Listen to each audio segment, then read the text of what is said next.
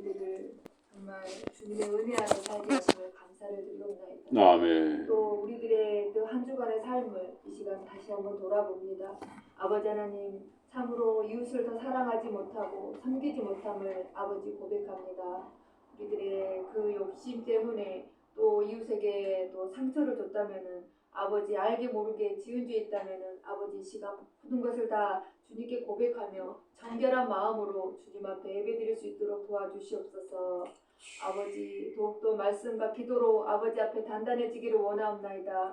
아버지 말씀으로 강하게 담대하게 하여 주시옵소서. 아멘. 정말 이 연약한 마음으로 아버지 살아가지 아니하게 도와주시옵시며 늘 우리들의 삶이 오직 주님으로 인하여만 기쁘고 아버지 힘이 되게 도와주시옵소서. 더욱더 아버지 정말 말씀을 정말 읽을 때에 아버지 하나님 그 말씀을 그냥 읽는 것으로 끝나는 것이 아니라 그 말씀을 통하여서 아버지께서 깨닫게 하여 주시옵시고 그 말씀의 지혜를 얻어서 정말 우리의 삶 속에 힘이 되는 아버지의 귀한 말씀을 읽을 수 있도록 아버지와 도와주시옵소서. 아멘. 그래서 주님께서 주신 날마다의 삶이 정말 우리 주님으로 인하여만 늘 기쁘게 살아갈 수 있도록 주님 도와주시옵소서. 아버지 하나님, 이제 주님의 귀한 말씀을 들으려 하오니 오늘도 말씀을 준비하신 우리 목사님을 붙들어 주시옵소서. 아버지 정말 우리 주님의 교회를 아버지 이끌어 가실 때에 아버지 우리 주님 우리 성령께서 이끌어 가게 주시옵소서. 사람의 마음으로 아버지 이끌어가지 아니하게 도와주시옵소서. 아버지 또 이 시간 말씀을 전하실 때 그 말씀을 통하여 받는 저희들 또한 아버지 집중하여서 말씀을 받게 하시고 마음문을 열고 정말 이 말씀을 온전히 받아들여서 우리 삶에 또 대입해서 살아갈 수 있도록 귀한 말씀이 될 수 있도록 주님 도와주시옵소서. 아멘. 오늘도 주님께서 함께 이 예배에 함께 하실 줄 믿사오며 예수님의 이름으로 기도드렸사옵나이다. 아멘. 우리 하나의 말씀 사도행전입니다. 사도행전 3장입니다.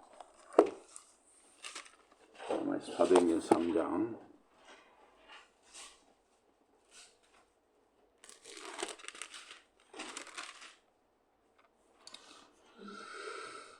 3장 1절부터 3장 1절부터 우리 3장 1절부터 우리 10절까지 보도록 하겠습니다. 3장 1절에 10절입니다.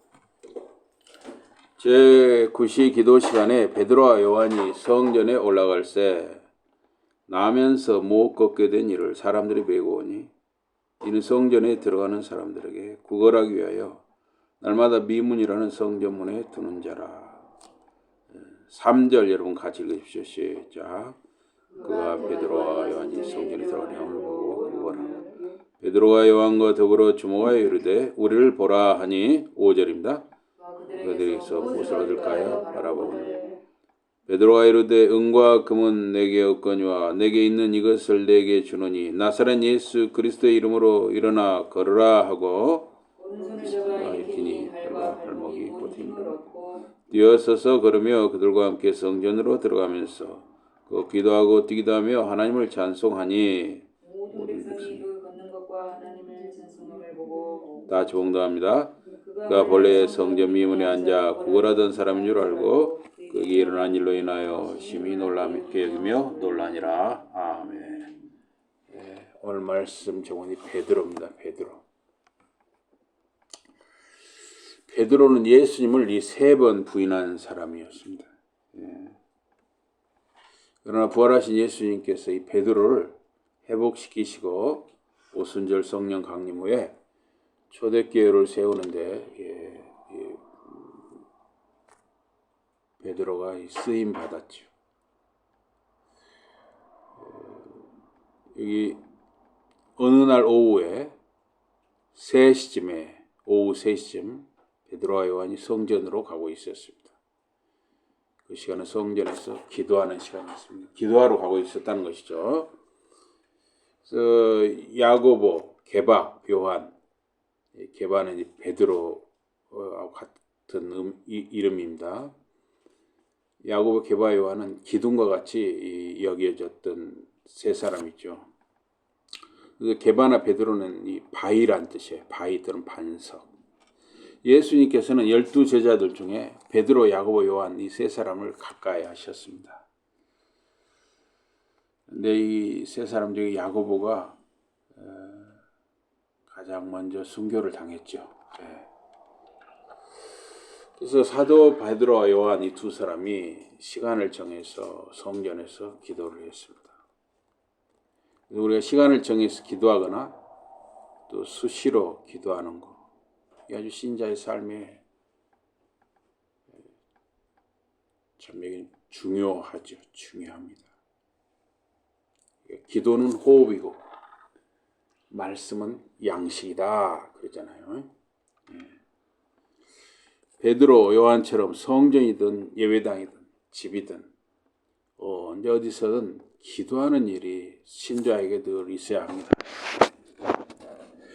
주님께서 승천하신 후에 예루살렘의 이 집, 한 집, 그 다락방에 모인 약 120명 성도가 한 일은 기도하는 일이었습니다. 여기 모여서 왜 모여 있었냐면은 주님께서 예루살렘을 떠나지 말고 주님께서 약속하신 것을 기다리라 그랬어요. 주님께서 약속하신 것, 성령을 기다리라 것이죠. 그들이 모여서 한 곳에 모여서 한 일은 계속 기도하는 것, 그다음에 말씀을 가르치고 말씀을 듣고 배우는 일이었습니다. 이 아름다운 문이라고 부르는 이 성전 문 옆에 아름다운 미문이라는 거죠. 미문. 아름다울 문. 이 미문 옆에는 태어날 때부터 다리를 쓰지 못하는 사람이 앉아 있었습니다. 날마다 사람들이 이 사람을 사람들이 많이 왔다 갔다 하는 그 성전의 그 미문 옆에 데려다 놨습니다. 이 미문은 이 성전의 정문과 같은 것이 정문. 사람들이 주로 그리 드나드는 거예요.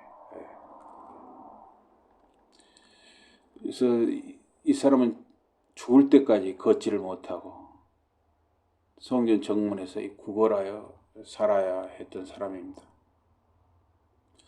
그 사람이 베드로와 요한이 성전으로 들어가려는 것을 보고 한 푼 주세요. 그랬어요. 한 푼 주세요. 도와달라고 한 것이죠. 베드로는 요한과 함께 그 사람을 똑바로 바라보며 말했습니다. 우리를 보십시오.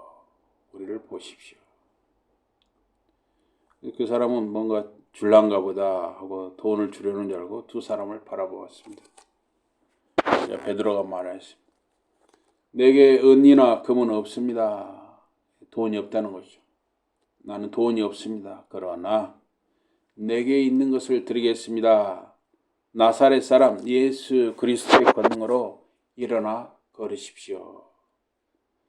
그러고 나서 베드로가 그 사람의 오른손을 잡아 일으켜 세우자 그의 발과 발목에 힘이 생겼습니다. 그 사람은 벌떡 일어나 자기 발로 서서 걷기 시작했습니다. 그 사람은 두 사도와 함께 성전들로 들어갔습니다. 그 사람은 걷기도 하고 뛰기도 하면서 하나님을 찬양하였습니다. 모든 사람이 그 사람이 걸으면서 하나님을 찬양하는 것을 보았습니다. 나면서 걷지 못하는 이 사람은 오랜 세월 성전 입구에서 구걸하면서 살았어요. 혼자 움직이지 못하니까 누군가 메어다 놓고 또 메어가고 한 것이죠. 그런데 하나님께서 이 사람에게 은혜를 주셨습니다. 그 당시에도 이 걷지 못하는 사람들이 이 사람만 있었던 게 아니죠. 걷지 못하는 사람들이 그 당시에도 많이 있었어요. 그런데 어쨌든 이 사람이 특별한 은혜를 받은 것이죠. 기도하러 성전에 들어가던 베드로와 요한을 만나게 하셨습니다. 성령께서 베드로와 요한에게 그 사람을 특별히 주목해 하셨습니다. 베드로는 내게 은과 금은 없지만 내게 돈은 없지만 내게 있는 나사렛 예수의 권능으로 일어나 걸으시오. 즉시 사도 베드로가 그 사람 오른손을 잡아 일으켜 세웠습니다. 그의 발과 발목에 힘이 생겼습니다. 그리고 그는 걷고 뛰며 하나님을 찬양했습니다. 죽을 때까지 앉아 구걸하며 살아야 할 사람이 걷고 뛰며 찬양하는 사람이 됐어요. 안진뱅이로 얻어먹고 살던 사람이 걷고 뛰며 찬양하는 사람이 되었다 하는 것입니다. 나사렛 예수의 권능이 그에게 임했기 때문입니다. 사람들은 은과 금, 돈, 재물을 좋아합니다. 다 좋아하죠. 다. 저도 좋아합니다. 은과 금, 돈, 재물이 있으면 원하는 것을 살 수가 있고 원하는 것을 누릴 수가 있기 때문에 다 좋아하죠. 그러나 사람을 치유하는 능력, 죄 사함과 구원의 능력은 나사렛 예수에게 있습니다. 세상에는 육신적으로 걷지 못하는 사람들이 있습니다. 또한 영적으로 혹은 정신적으로 걷지 못하는 사람들도 많습니다. 세상에는 노숙자나 구걸하는 사람들이 있습니다. 그런데 배울 만큼 배우고 학벌도 있고 지위도 올라갈 만큼 올라갔고 권력도 있는데 신사복에 넥타이 매고 멀쩡한데 구걸하는 자들이 있더라는 것입니다. 여러분 5만 원짜리가 왜 필요합니까? 저는 5만 원짜리가 없어도 불편한 적이 없었습니다. 근데 왜 또 10만 원짜리를 만들려고 합니까?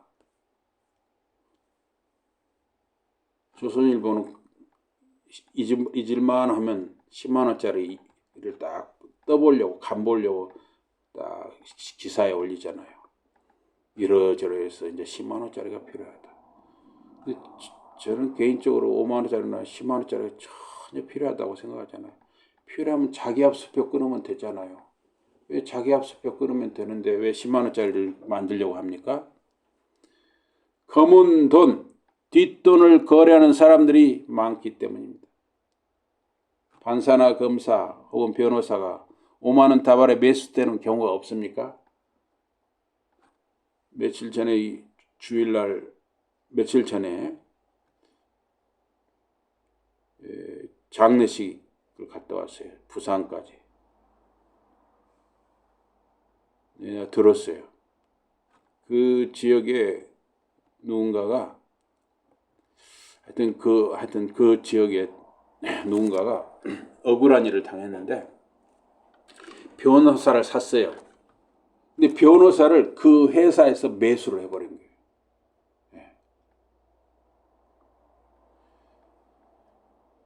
의료계에 제약사 리베이트는 없습니까?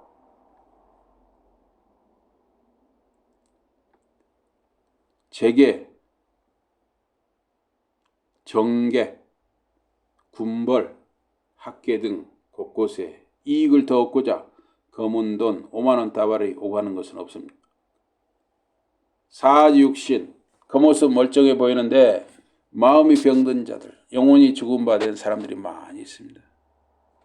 문고리만한 권력이라도 있으면 갑질을 하고 무엇인가 이익을 취하려고 하는 자들이 있습니다.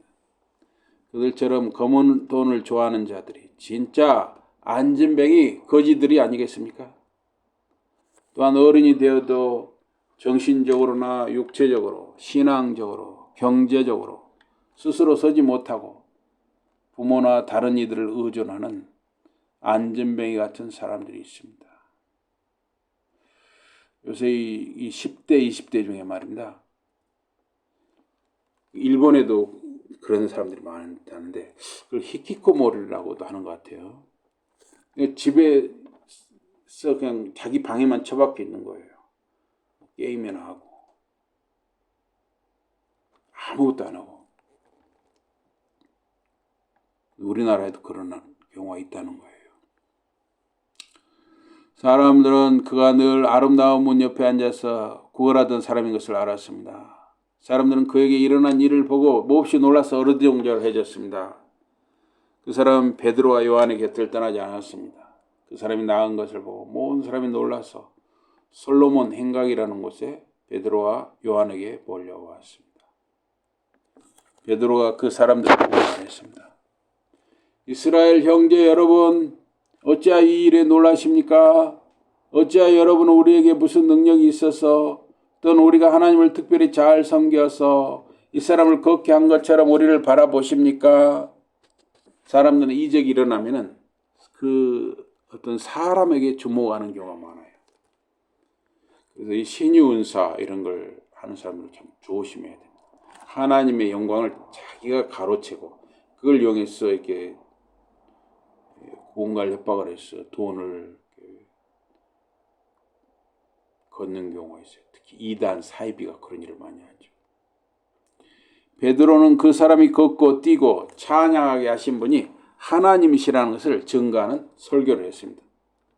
아브라함과 이삭과 야곱의 하나님, 곧 우리 조상의 하나님께서 당신의 종 예수를 영광스럽게 하셨습니다. 그러나 여러분은 그 예수를 빌라도에게 넘겨주었습니다. 빌라도는 예수를 풀어주기로 결정했으나 여러분은 빌라도 앞에서 그것을 거부했습니다.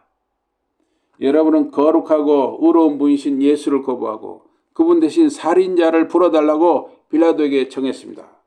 유대인들은 열심당원 바라바를 예수님 대신 풀어달라고 빌라도에게 요청했습니다. 그래서 여러분은 사람들에게 생명을 주시는 분을 죽이고 말았습니다. 그러나 하나님께서는 그분을 죽은 자들 가운데서 다시 살리셨습니다. 우리는 그 일의 증인입니다. 베드로 설교는 예수님의 고난과 죽음과 부활을 증거하는 것이었습니다. 예수님이 하나님께서 보내신 구원자라는 것을 설교했습니다. 그런데 바로 이 예수의 이름을 믿는 믿음으로 여러분이 지금 보고 있고 또 잘 알고 있는 이 사람이 낫게 되었습니다. 예수의 이름과 그분을 통해 오는 우리의 믿음이 이 사람을 이렇게 완전히 낫게 하였습니다. 여러분 모두는 이 일이 어떻게 일어났는지 다 보셨습니다. 형제 자매 여러분, 나는 여러분이 모르고 예수께 그런 잘못을 저질렀다는 것을 알고 있습니다. 여러분의 지도자들도 잘 몰라서 그렇게 했습니다. 하나님께서는 이런 일들을 통해서 당신이 미리 말씀하신 것을 이루셨습니다. 하나님께서는 모든 예언자를 통해 당신의 그리스도께서 고통을 당하리라고 말씀하셨습니다. 그러니 회개하고 하나님께 돌아오십시오. 그러면 하나님께서 여러분의 죄를 깨끗이 씻어주실 것입니다. 그리스도 예수를 십자가에 못 박은 죄인들이라 할지라도 몰라서 그런 것이니 회개하면 용서하고 구원을 허락하신다는 것입니다. 그러고 나면 여러분은 주께서 새로운 힘을 주실 때를 맞이하게 될 것입니다. 그때 주께서 여러분을 위해 미리 정하신 그리스도 곧 예수를 보내주실 것입니다. 그러나 그분은 하나님께서 모든 것을 새롭게 하실 때까지 하늘에 머물러 계셔야 합니다. 하나님께서는 오랜 옛날 당신의 거룩한 예언자들을 통해 이 일을 두고 말씀하셨습니다. 그래서 예수님이 다시 오시는 거, 이 재림은 하나님 정하신 때 하나님 아버지께서 이제 이루십니다. 예수님이 승천하신 후 약 2000년의 세월이 흘렀습니다. 그런데 그냥 의미 없이 2000년의 세월이 흐르는 것이 아니라 하나님 아버지와 그 아들 예수 그리스도와 성령님께서는 2000년 동안 계속 일하고 계십니다. 또한 교회를 통해서 신자인 여러분과 저를 통해서 계속 일하고 계시는 것이죠. 모세는 이렇게 말했습니다. 너희 주 하나님께서 나를 예언자로 뽑아 세우신 것 같이 너희들 가운데서 또 한 예언자를 뽑아 세우실 것이니 너희는 그분이 하는 말씀은 무엇이든지 따라야 한다. 누구든지 그 예언자의 말을 듣지 않는 사람은 하나님 백성에서 쫓겨나 멸망을 당할 것이다. 사무엘과 사무엘의 뒤를 이어 예언한 다른 모든 예언자들도 지금 이 시대에 일어날 일을 예언했습니다. 여러분은 예언자들의 상속자이며 하나님께서 여러분의 조상과 맺으신 계약의 상속자입니다. 하나님께서는 여러분의 조상 아브라함에게 세상 모든 민족이 너희 자손을 통하여 복을 받을 것이다 말씀하셨습니다. 하나님께서 당신의 종을 일으켜 세우실 때 그분을 여러분에게 가장 먼저 보내셨습니다. 그것은 여러분 한 사람 한 사람을 악한 일에서 돌아서게 해 여러분에게 복을 주시려는 것이었습니다. 하나님께서는 모세가 예언한 선지자 예수님을 유대인들에게 보내셨어요. 유대인들은 언약의 자손들이기 때문입니다. 하나님은 당신의 종 예수를 유대인들에게 먼저 보내시고 구원의 기회를 주셨습니다. 그러나 유대인들은 그리스도 예수를 믿지 않고 오히려 십자가에 죽였습니다.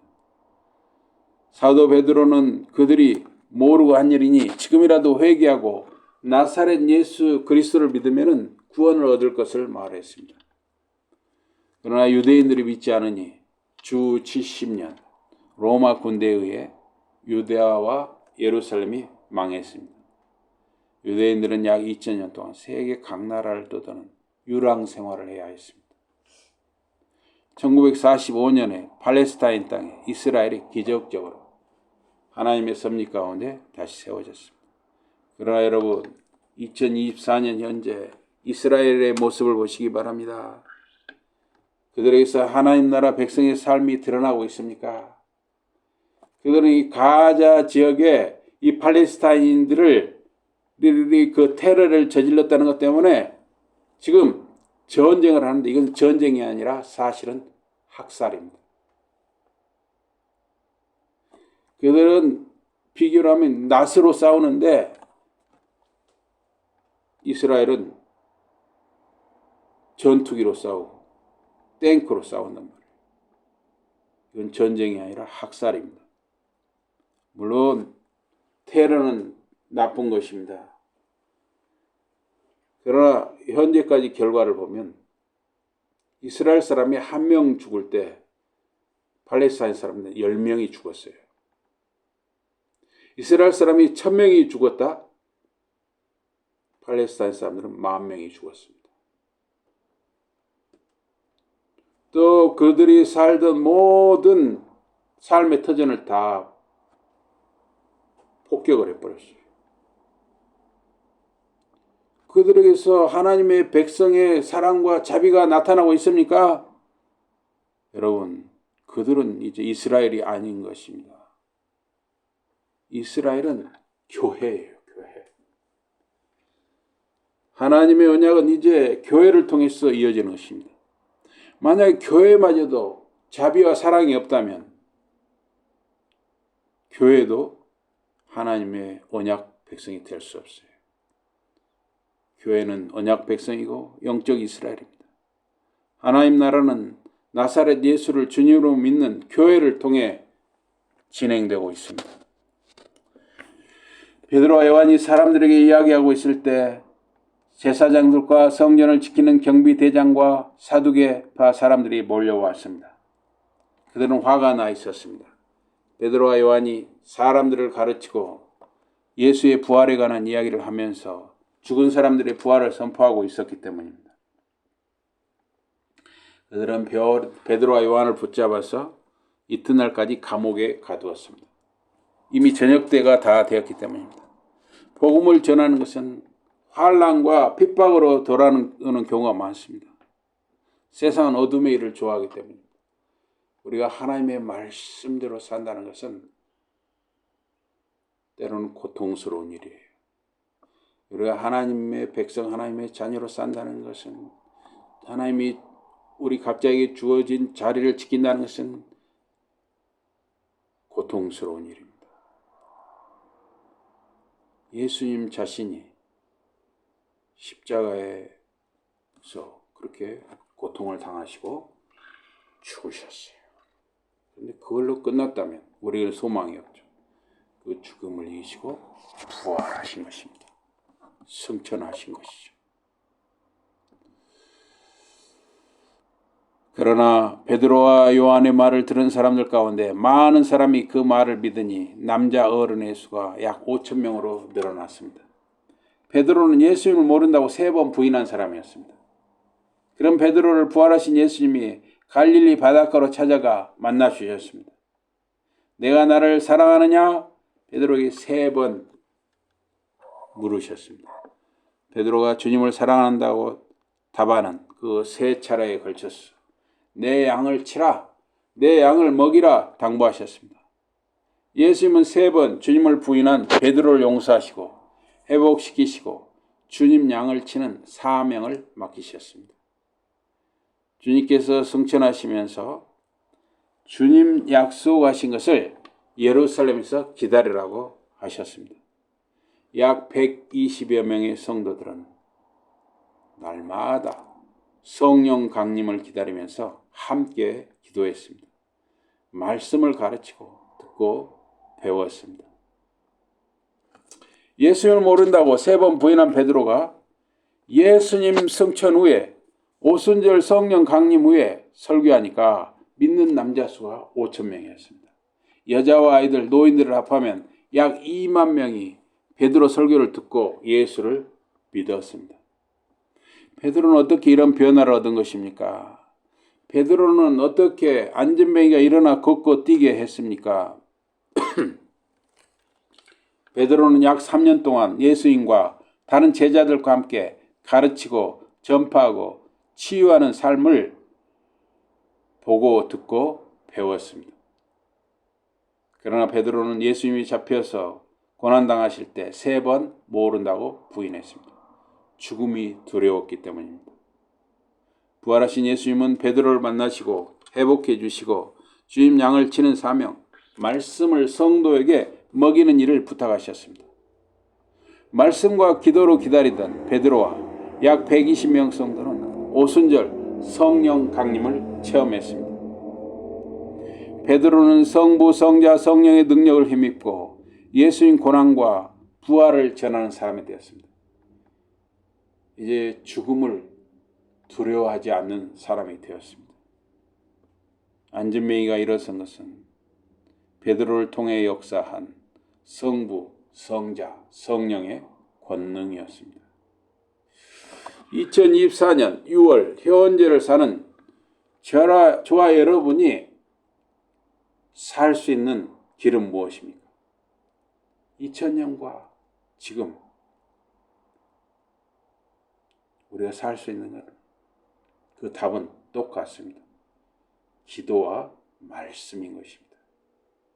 2000년이 지나고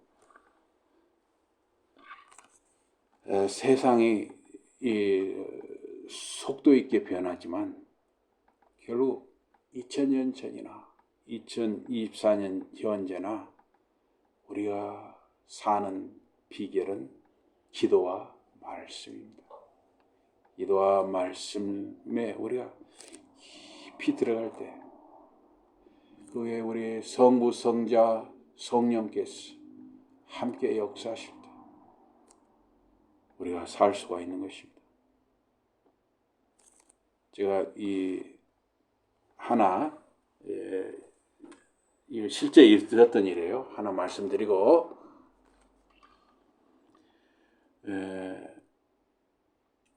서울에서 어떤 권사님이 계셨어요. 권사님 60대 정도 권사님이 계셨는데 이분이 어디 결혼식 어디를 참석했다가 이분이 또 경제적으로도 여유가 있는 분이었어요. 결혼식에 참석을 했는데 결혼식 참석 중간에 갑자기 배가 너무너무 아픈 거예요. 도저히 그 자리에 참고 앉아있을 수 없어요. 그래서 와서 배가 너무 아프니 집에 가서 좀 누웠어야겠다 생각하고 집으로 풀어놓고 왔어요. 그런데 어머니가 강원도 사시는데 어머니가 딱 그 집에 와 계신 거예요. 강원도에서 사시는. 어머니는 이제 80대시에요. 어머니는. 근데 또 아들도 이상하게 또 기숙사에 있어야 아들도 또 와 있는 거예요. 근데 이 어머니는 밥 먹을 때 삼시세끼 밥 먹을 때를 빼면 항상 기도하고 항상 말씀을 보는 거예요. 그야말로 그냥 다른 일은 안 하시고 오직 삼시세끼 잡수시고 기도와 말씀만 전무하는 거예요.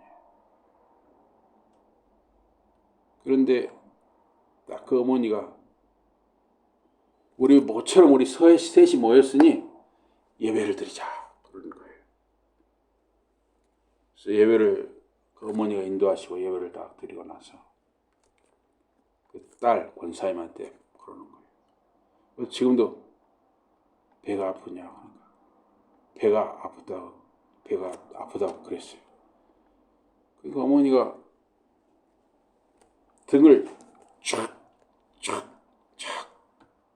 때리는데 80대 노인이 때리는 것 같지 않고요. 무슨 방맹이로 맞는 것처럼 그렇게 엄청 아프더라는 거예요. 그래서 이렇게 어머니 이렇게 등을 촥 두들겨 주면서 하시는 말씀이 하나님이 주시는 힘으로 살아라. 딱 그 말씀하신 거예요. 하나님이 주시는 힘으로 살아라. 딱 그 말씀하신 거예요. 그래서 이제 어머니가 오셨고 그래서 이제 같이 세 사람이 좀 같이 음식을 준비하느라고 이제 권사님이 이제 부엌에서 그러는데 그래가지고 또 어머니한테 조용해서 소파에 앉아 계신 어머니가 조용해서 그러니까 주무시고 있는 거예요.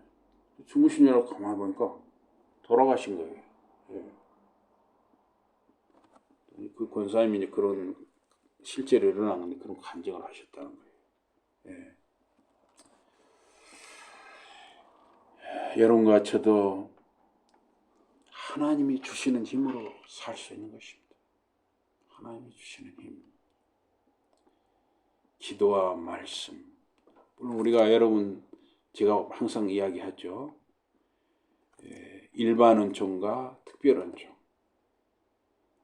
이 영적인 것과 육적인 것의 균형과 조화를 이루어야죠. 여러분들이 뭔가 정당한 방법으로 재테크를 하고 돈을 벌고 하는 건 틀린 게 아니죠. 맞는 것이죠. 그러나 항상 우리는 하나님이 주시는 힘으로 산다는 것을 잊어버리면 안 되는 것입니다. 말씀과 기도로 힘쓸 때 거기에 성부, 성자, 성령께서 함께할 때 우리는 살 수 있는 것입니다. 2024년 6월 현재를 사는 저와 여러분과 자녀들, 자손들도 오직 말씀과 기도와 성부, 성자, 성령의 은혜와 인도하심을 받아 살아가기를 주님 이름으로 기원합니다. 아멘. 우리 기도하겠습니다. 하나님 아버지, 오늘 이렇게 특별히 은혜를 주시고 예배를 잘 드리게 하시고 말씀을 듣게 하신 것을 감사를 드리옵나이다. 저희들이 살아가면서 참으로 하나님이 주시는 힘으로 산다는 것을 항상 잊지 않게 하시고 말씀과 기도가 내 삶의 순간순간마다 끊어지지 않게 하여 주시옵소서. 우리 자녀들, 자손들이 그러한 삶을 살게 하여 주시옵소서. 예수 이름으로 감사 기도드리옵나이다. 아멘. 우리 찬송 300